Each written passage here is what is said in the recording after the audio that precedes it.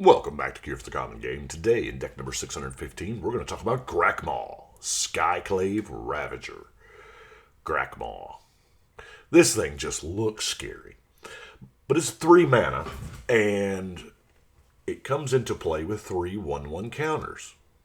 Hello, you have my attention. And then whenever another creature you control dies, if it had a 1/1 counter on it, you put a 1/1 counter on your commander. Okay, cool. So when it dies, you get an XX black and green Hydra token, where X is the number of 1/1 counters on it. So it's going to come in with 3. So it does replace itself with a 3/3 when it dies. That's awesome. Now, there's several ways to go here. First off, this is a +1/+1 counters deck.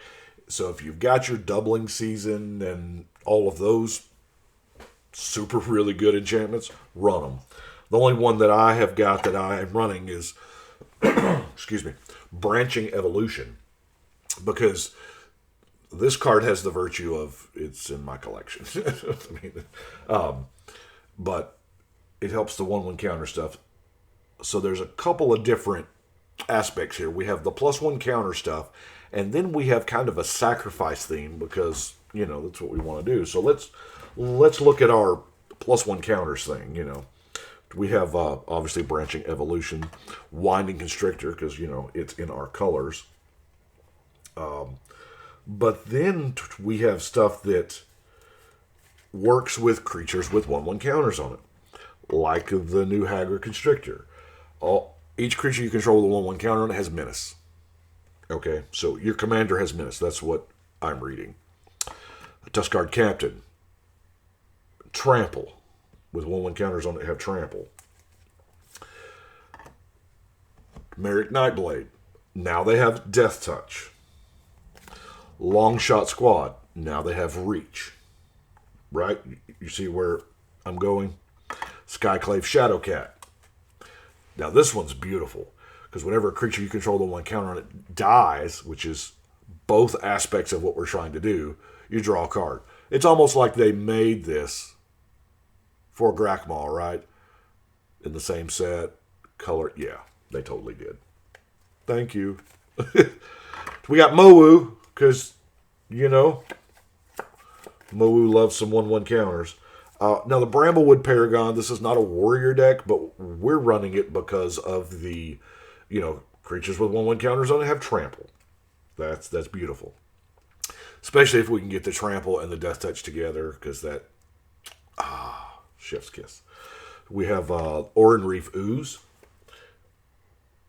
Put a 1/1 counter on each attacking creature that already has a 1/1 counter, so that's sweet. Unspeakable Symbol. 1, 2, 3, you all bigger, And then Unspeakable Symbol.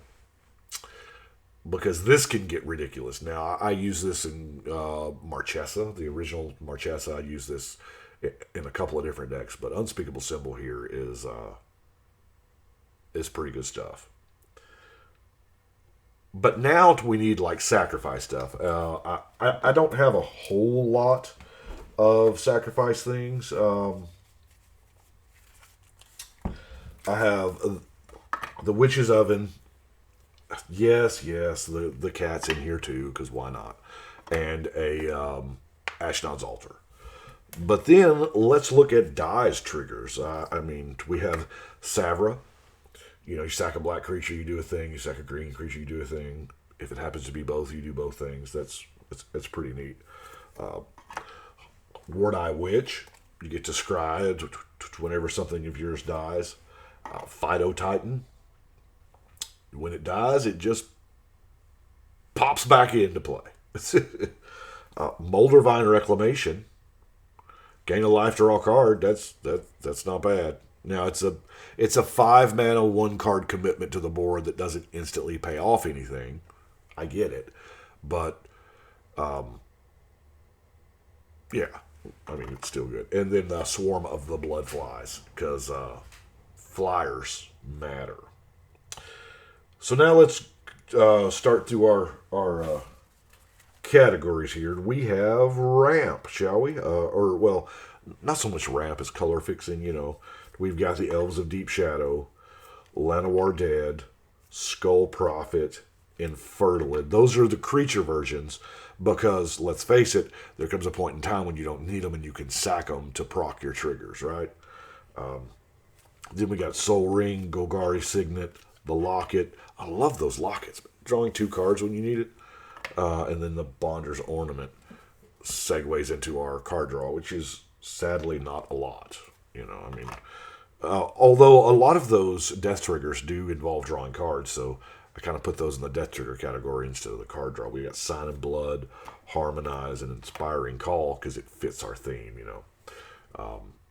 especially, this is more, yes, it's card draw because we're going to have a lot of 1/1 counters on our peoples, but giving them indestructible, that's pretty good. So let's look at some of these creatures, shall we?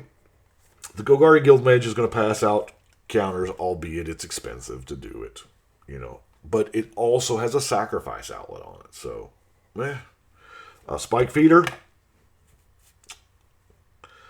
Territorial Scythecat. Now, Landfall, this is not bad. This is not bad at all. Because, Landfall, you don't have to be a dedicated Landfall deck to get use out of it. Because, it just rewards you for playing Magic. That's why Landfall is so popular. Capropopian. Yeah, this word. Wildwood Scourge. Dread Mangler. I put some Scavenge in there because equal to this card's power. Right? So, it's a 3/3 haste that you can sacrifice to one of your sacrifice outlets. And then it still has uses from the graveyard. You can get 3 more 1/1 counters on something. So, I think this may be the only Scavenge card in the deck, but, I figured, yeah, why not? We have a Vastwood Hydra. I like this, because when it dies, you get to pass out those counters. Hero's Bane. I know Chris will be happy to see this. It should say Chris's Bane. Moss Pit Skeleton. Myriad Construct, I figure why not? We'll try it. When it dies, you get a bunch of little constructs. Ravenous Gigantotherum, because, technically this is a sacrifice outlet too, because it has Devour. Right? Verdant Force. Now, the whole reason why Verdant Force is in there is because it has it generates a Saproling at every single upkeep. Yours, your opponent's, everybody's. So, and those Saprolings are really good things to sacrifice, right? We have the original Singear Vampire. Now, it is a 4/4 flyer for 5 in black that doesn't have a drawback. That in and of itself is worth playing. But when it eats something, it gets a 1/1 counter. So, we have the Swarm Shambler. Whenever a creature you control the 1/1 counter, it becomes a target of a spell an opponent controls, you get an insect. And then it has the ability to cheaply put counters on itself. And lastly, we have Doomgape. Now, this probably should have been the sacrifice thing. 10/10 for 7. 10/10 Trample for 7. Yes, you have to sacrifice a creature. It's worded that way because eventually, at some point in time, in a best case scenario when it doesn't get removed, it's going to eat itself. Right? So, but it does let you sacrifice. I like the fact that there are some decks that you're like, it lets you sacrifice. It doesn't make you sacrifice. Removal? Sure, why not? It is pretty standard removal stuff, Naturalize, Deglamour, Return to Nature. I know y'all think I'm crazy about this, especially Return to Nature, but so much artifact and enchantment removal. By the way, depending on when you hear this, there's the recent episode of the EDH Rec podcast covers artifact and enchantment removal, and those are the cards, because lands, as far as the permanent types, there are some lands that are obnoxious that we need to get rid of, yeah.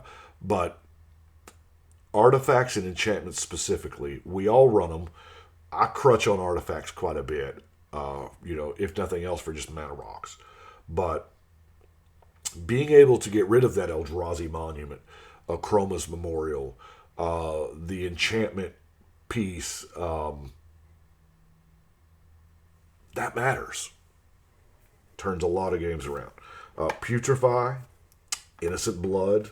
I like Mutant's Prey because it's a 1-mana fight spell that kind of caters just to the 1/1 counter crowd, so I like it. Hunter's Edge, same thing. This you put the counter on, and then it fights. And then in Garrick's Wake, because we just got this reprint, and I was out. Now, I know it's super weird, because in Garrick's Wake's not an expensive card. Well, I mean, financially. But I was out. And, you know, we got Maness. Let's see here. Beacon of Unrest, because there again, we are sacrificing things. And my favorite part of Beacon of Unrest is you can steal stuff from your opponent's graveyard. Nissa's Judgment. Each creature you control the 1 counter on it deals damage equal to its power to that. So this is a removal spell. This should have been in removal, yeah. Now, granted, it's an expensive removal spell because it also grants the 2 1/1 counters, right? We have Nissa, you know. It's got landfall, sure. You know. From your hand or graveyard. Or graveyard. I love loyalty, or landfall +1 loyalty. That's pretty sweet. We have Invigorating Surge, Vastwood Surge. I mean, I'm running overrun because of the why not? We got creatures, right? So we might as well. Vigor Mortis. It's hard to find a deck to put this in to where it feels like it belongs. But this deck just sings for Vigor Mortis. You know, because we're sacrificing stuff anyway. I probably don't have enough sacrifice outlets. I should probably... That Singear Vampire probably should be a Fallen Angel, maybe.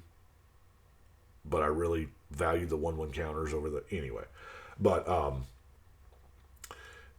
because it's black and green, and you got to have Graveyard Matters kind of thing, and then you got to have a +1 counters matter kind of thing. So, Vigor Mortis...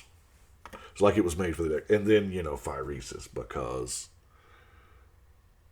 sometimes the game's just got to end, right? And this is a card that you can just get in there with. Because y'all know the Rogue's Passage is present, right? Running the Thriving Moor and the Thriving Grove. I'm noticing I'm using those more in 2-color decks. Obviously. But then we've got the Jungle Hollow, Golgari Guildgate, and Evolving Wilds. And that is it for Grakmaw. Really, really like the Grakmaw. I haven't played this one yet. Using the art card for the back. I don't know why very few people ever actually see it. But it does add some extra thickness. So when you... Because I'm telling you, I love the pop. And I never knew that I poked the card. They're like, yeah, I can't. When you play a card and you really mean it, you pop it down and poke it. It's there. Didn't realize I did it until my buddy Matt told me years ago. But I love that pop. Hence kind of the reason why there's the 3rd sleeve on it anyway, right? Because, I mean, do we really need a 3rd sleeve? Probably not, but I also like that scrolling. It's called a character guard sleeve. A lot of companies make it. But because it sets your commander apart on the battlefield. It really does. It has commanderness. So that's 6:15. Grakmaw is done. So that is it for today. I do appreciate y'all watching. I have obviously recorded up a bunch of these ahead of time because I just got to do that stuff on my day off and schedule it out accordingly. Glad that that's an option that we can do that. But that's all I've got for today. I do appreciate y'all watching. But right now, we are going to shuffle and cut.